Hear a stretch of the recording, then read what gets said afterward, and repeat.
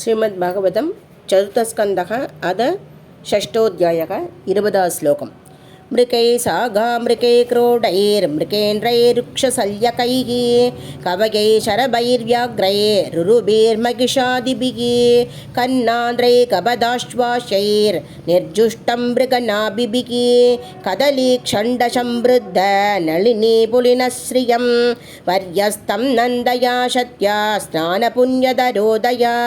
विलोक्य भूदेशगिरिं विभुता विस्मयं ययुगो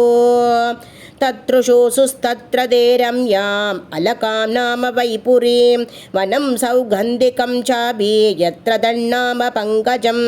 नन्दाचालकनन्दा च शरितो भाग्यदपुरक तीतपादपदाम्बोज रजसादीव भावने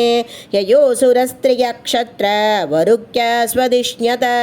क्रीडन्ति पुंस सिञ्चन्त्यो विकाक्यरधिकर्षिताः ययोस्तदस्नान विभ्रष्ट नवकुङ्कुमपिञ्जरं वितृशोभिबिबन्धं य बाययन्तो गजागजिः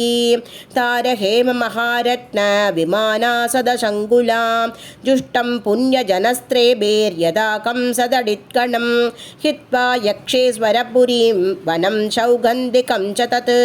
त्रुमैकामदुःखैकृत्यं चित्रमाल्यबलच्चतैः रक्तकण्डककानीक स्वरमण्डितषट्पदं कलहंसकुलप्रेष्ठं करदण्डलजलाशयं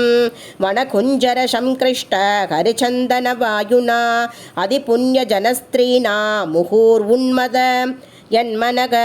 वैदूर्यकृतशोभाना वाभ्यबुद्बलमालिनीगे प्राप्तं किंपुरुषै दृष्ट्वा त आराधदृशोर्वडं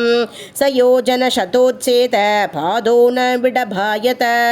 पर्यकृताचलच्चायो निर्नीडस्थाभवर्जितः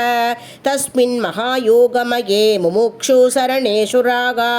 तदृशो शिवसमासीनं त्यक्ता मर्षमिवान्दकं सनन्दनाद्यैर्महासिद्ध्यै शान्तेशं सान्धविग्रहम् उपास्यमानं शक्या च भद्राकुक्यक रक्षसा विद्यादभोयोकपदमास्तीतं तमदीश्वरं शरन्तं विश्वसुकृतं वात्सल्यालोकमङ्गलं लिङ्गं च तापशाभीष्टं भस्मदण्डजडाजिनम् अङ्गेन सन्ध्याभृरुषा चन्द्रलेखां च बिभ्रदम्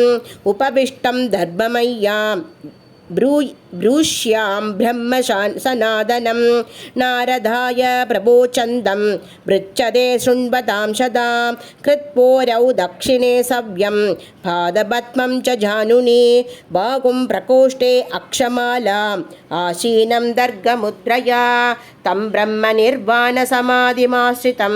योभासितं गिरीशं योगकक्षां सलोकबाला मुनयो मनूनाम् आद्यं मनुं भ्राञ्जलय प्रणेमुगो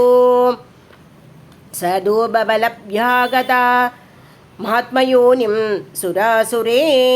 शैरभिवन्दिताङ्घ्रिके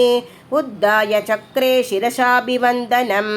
अर्हत्तमकस्य यतैव विष्णुको तथा बरे सिद्धगणामकर्षिभिः एवै समन्दादनु नीललोकितं नमस्कृत भ्रागशशाङ्गशेखरं